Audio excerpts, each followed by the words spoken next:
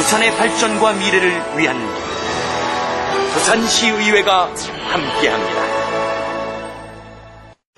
저는 10년 전부터 장애인으로 살아오면서 우리 부산시의 복지건강국에 아주 크게 혜택도 받고 또 감사할 일이 많은 사람입니다. 우선 지금까지 열심히 노력해 주신 데 대해서 먼저 감사드리고요. 우리 장애인의 생활 안정을 위해서 지금 7월 1일부터 장애연금 제도가 시행되고 있는데,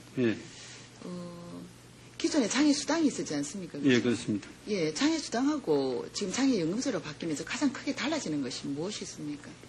지금 이제 1, 2급 장애인들 같은 경우는 종전에 장애수당을 받고 있던 부분에서 한 2만 원 정도 네. 더 받는 거고, 나머지 그 부분에 대해서는 기존에 못 받고 있던 분들이 이제 한 2만 원 내지 3만 원, 3만 원에서 9만 원 정도 이렇게 더 받는 그런 차이가 있습니다. 그래서 중증인 분들한테는 2만 원 정도 더 추가되는 내용밖에 없기 때문에 좀 불만이 있는 것으로 그렇게 알고 있습니다. 우리가 기본적으로 연금이라 그러면은 그야말로 생활 안정을 위한 소득 보전이고, 수당이라 그러면 사회적 추가 비용을 이야기하는 것인데, 네. 사실 수당에서 연금으로 옮겨가면서 그 중증장애인의 경우 2만 원 정도 이렇게 급여가 더 늘어난다고 해서 생활이 안정되는 건 아니거든요. 그렇습니다. 네, 그래서 우리 장애인계에서 사실은 2005년도부터 꾸준히 장애인 연금 제도를 제대로 만들기 위해서 굉장히 공대위도 꾸리고 굉장히 노력을 많이 했지만, 결국 연금법은 이렇게 많이 미흡하게 제정되었습니다. 예.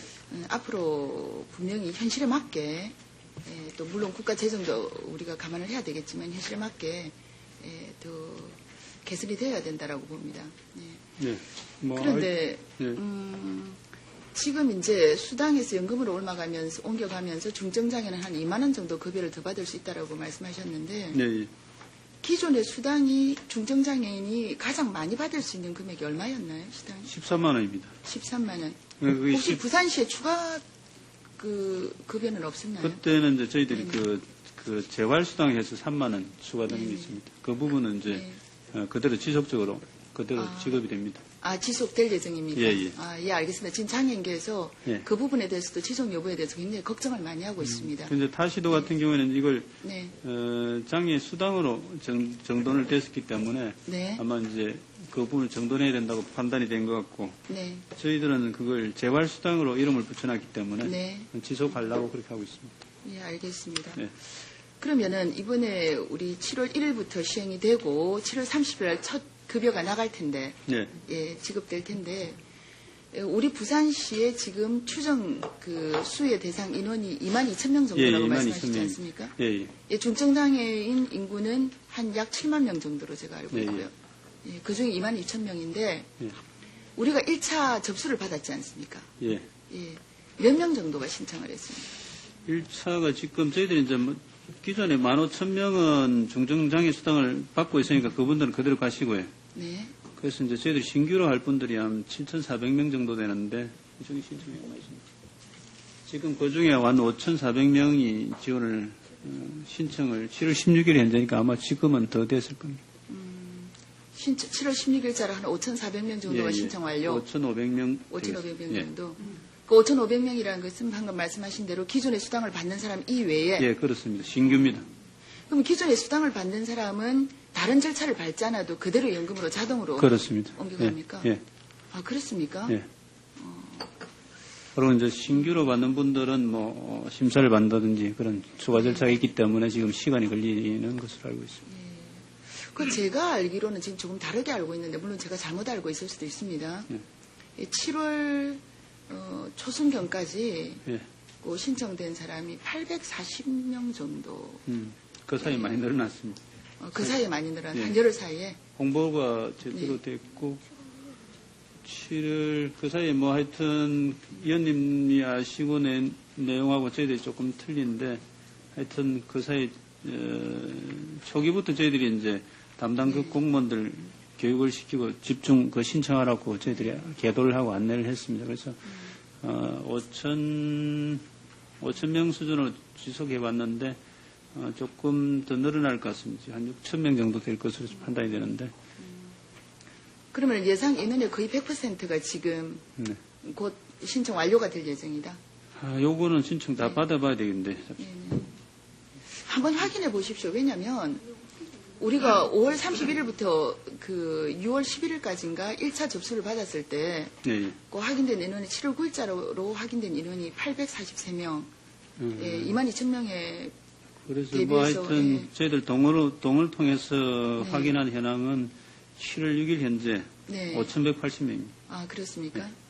그리고 분명히 그 장애 수당을 받는 사람은 장애연금으로 네. 자동 이전되는 걸로 예. 다른 절차 없이. 예, 그렇습니다. 그러면 우리 장애인들이 굉장히 뭔가를 지금 잘못 알고 있는 것 같습니다. 예. 왜냐하면 지금 우리 중증장애인들 중에는 네. 이 장애연금을 받기 위해서는 장애 등급 재판정을 받아야 된다라고 알고 있습니다. 신규만 그렇습니다. 신규만 그렇습니까? 예. 그럼 기존의 중증장애인들은 이제 중증장애인이 당연히 되는 것이 아니고 네네. 기존의 중증장애 수당을 받고 있던 분들은 네네. 자동으로 넘어간다. 다른 어떤 장애 등급 재판정이라든가 예. 또는 그 국민연금 장애심사센터에 뭐 달리 어떤 서류를 제출한다든가 이런 절차 없이. 예. 일단 예. 전에 수당을 받고 계신 분들은 네네. 연금으로 자동으로 넘어간다 이렇게 보시면 되겠습니다. 이게 처음부터 이렇게 홍보가 됐습니까? 처음부터 홍보가 된데 이제 애초에 그 언론을 통해서 나갈 때는 장애인 등급 심사가 강화된다 이렇게 해서 전반적으로 아마 등급 심사 강화에 이 초점이 돼서 홍보가 네네. 됐던 것 같습니다. 막 그런 부분이 와전되고 왜곡된. 뭐 조금 전달되는 과정에서 충분히 이해가 좀 덜 된 거 아니냐 이렇게 보입니다. 그러면 충분히 이해가 덜 됐다고 보기에는 네. 정말 많은 장애인들이 네.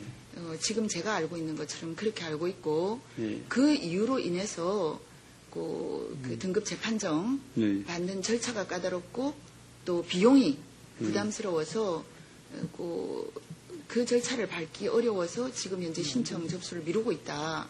예, 이런 이야기가 있습니다. 하여튼 그 부분은 네네. 뭐 확인을 한번 해보셔야 될 것 같아요. 홍보를 좀 좀 저희들이 단단히 해서 네네. 그 수당을 받는 분들이 좀 불안감을 느끼지 않도록 그렇게 하겠습니다. 뭐 장애인 협회나 다른 단체를 통해서도 저희들이 그렇게 홍보를 하겠습니다. 네네. 홍보 방법은 주로 어떻게 하시나요? 왜냐하면 제가 알기로는 일단은 일선의 사회복지사가 직접 방문을 해서 상담하고 홍보하는 것으로 그렇게 서류상으로는 문서상으로는 되어 있는데 실제 홍보 내용은 그렇지가 못했거든요. 복지부에서 네네. 홍보물을 2번 보낸 걸로 알고 있습니다. 통지문으로. 통지문을. 네네. 2번 보냈기 때문에 네. 저희들이 가정의 개별로 통지가 됐기 때문에 문제가 없었다고 봤는데 네. 뭐 그 부분에 혹시 이제 그래도 또 이해가 덜 된 부분이 있을 수 있으니까 저희들이 그 많은 인원이 아니니까 하여튼 그 동을 통하든지 네. 저희들 단체를 통하든지 해서 이해가 충분히 되도록 그렇게 하겠습니다. 예, 이 부분은 기초생활수급 대상자를 선정할 때만큼이나 중요한 부분이기 때문에 네. 일선 사회복지사가 직접 방문해서 상담하고 확인하고 절차를 도와주는 그런 어떤 대책이 필요할 것 같습니다. 예, 이 그리고 부분은 하여튼 뭐 저희들도 일선 복지사들이 이제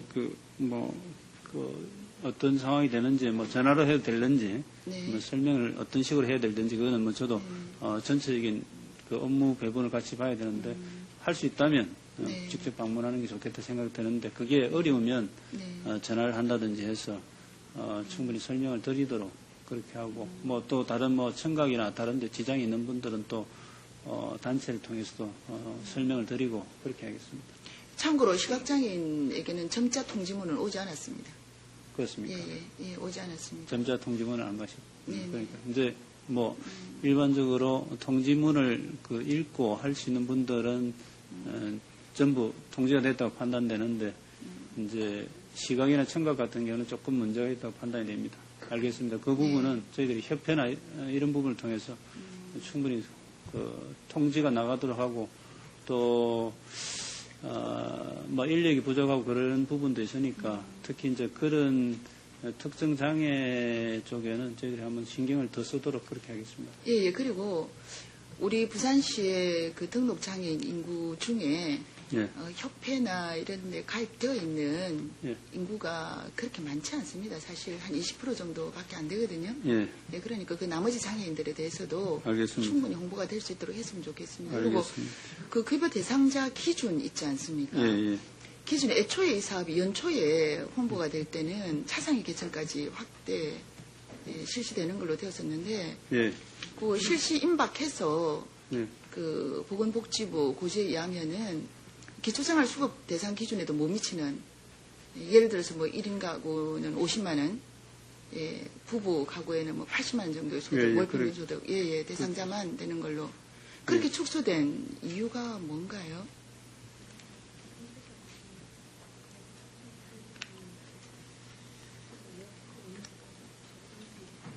일단 저희들이 그 기준에 대해서는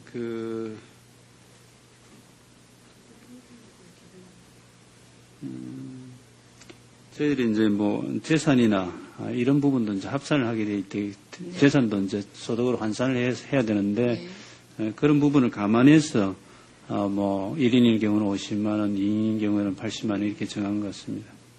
그 1인인 경우 50만 원이라는 것은 재산이 없고 월 소득 50만 원. 그러니까 재산이 있는 경우에는 재산을 월 소득으로 이렇게 평가해서 그렇죠. 환산을 해서 합쳐서 50만 원, 월 소득 50만 원이 되는 거죠. 그럼 실제 월 소득은 50만 원이 안 될 수도 있다는 이야기. 이 부분은 뭐 상세한 계산 부분은 제가 지금 상세히 기억을 예, 못 하겠는데 이거 나중에 한번 그 위원회 끝나고 한번 제가 상세히 설명드리도록 그렇게 하겠습니다. 예. 예. 왜 이 부분이 중요한가 하면 예, 예. 우리 장애인들 속에서 본인이 정말 대상자가 되는지 안 되는지 네, 예, 그 부분에 대한 기준이거든요. 예, 그래서 충분히 우리 이해가 되어져야만 되는 부분이기 때문에 네. 좀 정확하게 설명해 주시면 예. 예, 좋겠습니다. 뭐 위원님한테도 예. 충분히 홍보를 드리고 말씀드리고 네. 장애인들한테도 충분히 홍보가 되도록 그렇게 하겠습니다. 이게 예. 계산이 상당히 복잡하고 경우의 수가 상당히 많네. 그래서 한번 부분은 예. 따로 설명을 드리도록 그렇게 하겠습니다. 예, 이런 부분들 때문에도 어쩌면 일선의 사회복지사들이 직접 상담하고 하는 부분이 필요할 수도 있겠습니다. 알겠습니다. 예. 그리고 그 신규로 그러면은 그 접수하는 사람들 중에는 예. 그 장애 등급 재판정을 받아야 될 경우 예. 그 이전에 우리가 일선 병원에서 자기 진단을 받을 때보다는 훨씬 까다롭다고 제가 알고 있는데 네. 또 비용도 많이 들고 예, 그 부분에 있어서 시 차원에서 뭐 그 절차를 지원해주거나 비용을 지원해주는 그런 어떤 대책은 없습니까? 신규로 뭐 해야 되는 게 이제 MRI라고 알고 있습니다만은 이 부분이 뭐 공동 모금에서 10만 원씩 뭐 지원을 하는데 조금 모자라는 부분이 그러니까 10만 원까지 지원이니까 좀 모자라는 부분이 있는 것 같습니다. 그래서 일단 공동 모금회를 통해서 10만 원씩 지원을 해주고 있는데 누구에게나? 이제 신청 예, 신청하는 MRI 사람 신청 누구에게나? 대상자 아, 예. 예. 그렇습니까?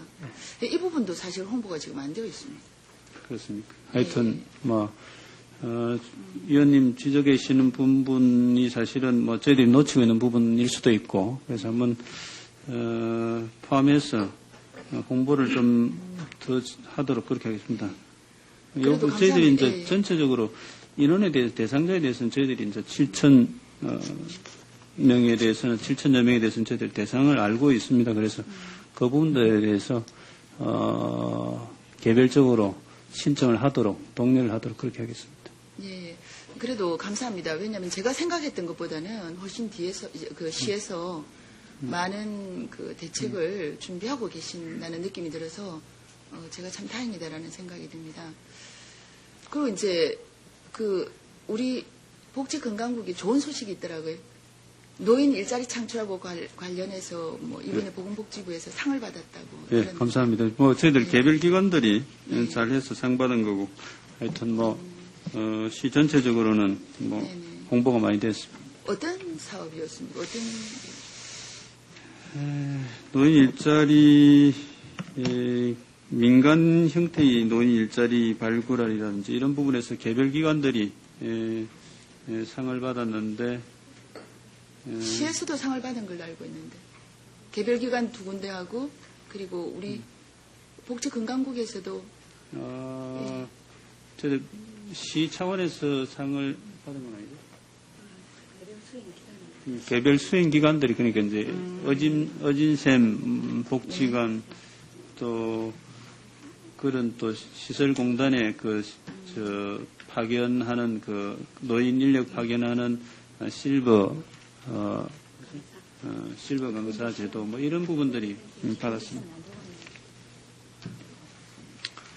그래서 보니까 부산 인력 고령 인력 종합센터 어진샘 노인복지관 검정 시니어 클럽 동구 자성대 노인복지관 이렇게 해서 쭉 상을 우수상 대상 이렇게 받았습니다. 그래서 시 전체는 아니고 개별 수행기관들이 많이 대상 우수상을 받았기 때문에 평가가 그렇게 나왔습니다. 우리 복지건강국이 노력한 결과라고 저는 생각을 합니다. 감사합니다. 근데 이제 노인 일자리 창출하고 관련해서 네. 어떻게 보면 이게 참 뭐라고 그럴까요? 허울 좋은 사업이라고 그럴까요? 그 노인들에게 주어지는 월 수입이 20만. 어느 정도? 20만 원 정도. 네. 이게 사실 일자리 창출이라고 보기에는 용돈 사업 아닙니까 이게? 그래서 지금 저희들 형태가 두 가지입니다. 하나는 네. 그야말로 공익형 네네. 해서 누구나 할 수 있고 힘들이지 않고 할 수 있는 그런 사업은 대개는 공익형 해서 뭐 한 20만 원 지원하는 그런 사업들이 있고 나머지 시장형이라 해가지고 예를 들어서 이제 뭐 주유소에 뭐 주유를 한다든지 어떤 택배 사업에 택배를 한다든지 그런 시장형은 또 한 60만 원에서 100만 원 넘어가는 사업장도 있습니다. 그래서 시장형 사업장을 앞으로 이제 저희들이 늘리는 게 과제인데 네. 그 부분이 만만치 않습니다.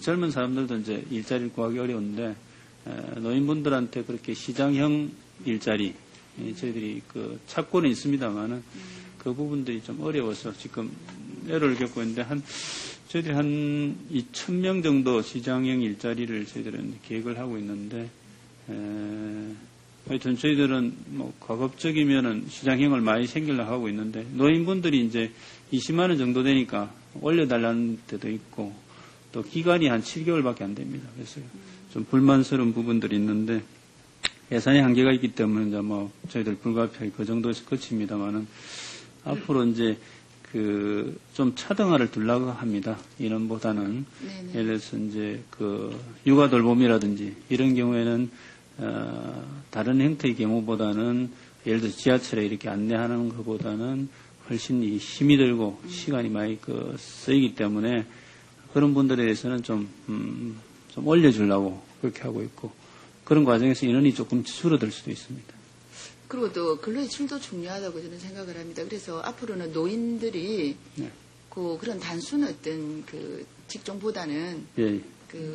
그야말로 화이트 칼라 출신의 노인분들도 많이 이 노인 일자리 창출 예. 사업의 어떤 대상이 되어야 된다라고 보거든요. 예. 그래서 그 부분에 있어서도 우리가 어떤 대책을 또 네. 어떤 방법을 찾아야 되지 않는가 그런 생각. 그래서 앞으로 이제 저희들이 뭐 흔히들 베이비붐 세대라 합니다만 그분들이 상당히 교육받은 또 직장 경험이 있는 그런 세대이기 때문에 그분들의 어떤 인력을 좀 사회적으로 활용할 필요도 있고 그래서 저희들이 이제 얼마 전에 노인 취업 교육센터라고 만들었습니다만은 여기에서 좀 노인들이 좀 정보화 교육이라든지 이런 부분을 좀 강화를 해서 좀 고급인 일자리 이런 거를 또 할 수 있도록 저희들이 교육을 좀 다양화하려 합니다. 예를 들어서 바리스타 교육이라든지 그런 것도 있고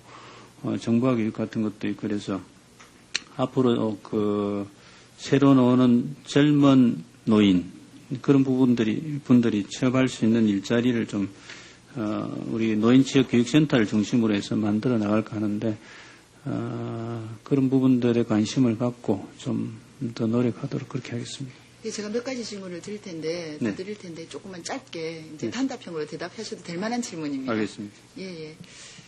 또 노인 장기 요양제도 있잖아요. 요양보험제도. 예, 그 부분에 있어서 사실 노인성 질환으로 장애가 발생했을 경우는 대상이 되는데 예. 장애인이 노인이 되면은 그 장애 부분에 대해서는 등급의 판정을 받게 되어 있거든요.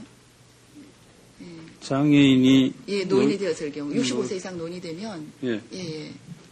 지금 거동 여부라든지 신체 외부적 상황에 따라서 저희들이 그 등급 판정을 하도록 뭐 저희들이 시에서 직접 하는 건 아니지만 건강보험공단에서 합니다만은 그렇게 알고 있습니다. 제가 알기로는 거동 치매라든가, 여부라든지, 치매라든가 뇌졸중이라든가 이렇게 노인성 질환으로 인해서 장애가 발생했을 경우에는 네. 그 등급 판정을 받을 수 있는데 예. 그 시각장애라든가 또는 중증지체장애 있지 않습니까? 예, 예. 예, 그런 사람들이 65세 이상 노인이 되면 기존에 받고 있던 활동보조인 사업의 혜택을 받지 못하고 예. 결국 65세 이상이기 때문에 장기요양보험제도의 혜택을 받아야 되는데 노인성 질환으로 인한 장애가 아니기 때문에 등급의 판정을 받습니다. 이 부분 한번 확인해 보시고요. 예, 그 제가 확인해 보겠습니다. 제가 알고 있기는 노인이 되더라도 노인성 질환 아니고 예를 들어 장애 상태가 계속되는 경우에는 장애인 그 상태에 따른 보호를 받을 수 있다고 판단이 됩니다만. 그래서 시간이 물론 등급의 판정을 받아도 어느 정도 혜택은 받는데 네. 시간이 엄청나게 부족합니다. 시간이 부족. 예. 등급 판정을 받을 때하고는 다르게 예. 예를 들면 시각장애인이 65세 이상 노인이 되면 그 이전에는 활동보조인 서비스를 120시간, 독거 여성 같은 경우에는 200시간까지 받을 수 있는데 65세 이상 노인이 되면 최고 80시간 정도밖에 받지 못합니다. 알겠습니다. 저도 그래서 이 부분 좀 챙겨주시고 참고로 서울시에서는 이런 장애 노인의 장기요양보험 제도에 대해서 지금 검토하고 뭔가를 준비하고 있다라고 저는 들었거든요. 알겠습니다. 예. 뭐 부족한 부분들은 뭐 시비 지원을 확대한다든지 해서 보조를 좀 더 받을 수 있도록 저희들이 한번 예, 알겠습니다. 만들어 보겠습니다. 예. 마지막으로 제가 한 가지만 질문을 하겠습니다. 노인 요양시설 확충이 31군데 계획이라고. 예. 지금 29군데, 28군데 되고 3군데가 준비 중이라고 들었는데 예. 혹시 이 중에 그 장애 노인을 위한 요양시설도 확충되는 것이 있습니까? 현재는 장애인 노인만을 위한 그런 시설은 없습니다. 그럴 계획은 없습니까? 이 부분은 이제 수요의 문제기도 하고, 그런데, 저희들도 뭐, 지금, 이제 장애인만을 위한 특별한 어떤 그 병원 또 요양시설, 이런 부분들은 이제 생각해야 되는 단계고 해야 되는데, 지금은 재활병원은 저희들 나름대로 이렇게 구상을 하고 있는데, 장애인 요양병원이 특별히, 충족할 만한 수요가 있는 건지 그런 부분들을 한번 검토를 해서 의원님한테 따로 뭐 말씀드리도록 그렇게 하겠습니다. 이 부분은 엄청나게 지금 욕구들이 있고 사실 우리 장애인들이 노인이 되어가는 장애인들이 가장 크게 걱정하는 부분입니다. 알겠습니다. 예. 그렇게 하겠습니다. 연구를 하겠습니다. 네네. 예. 거기에 대한 대책도 좀 준비해 주시길 부탁드립니다. 알겠습니다. 예, 이상입니다.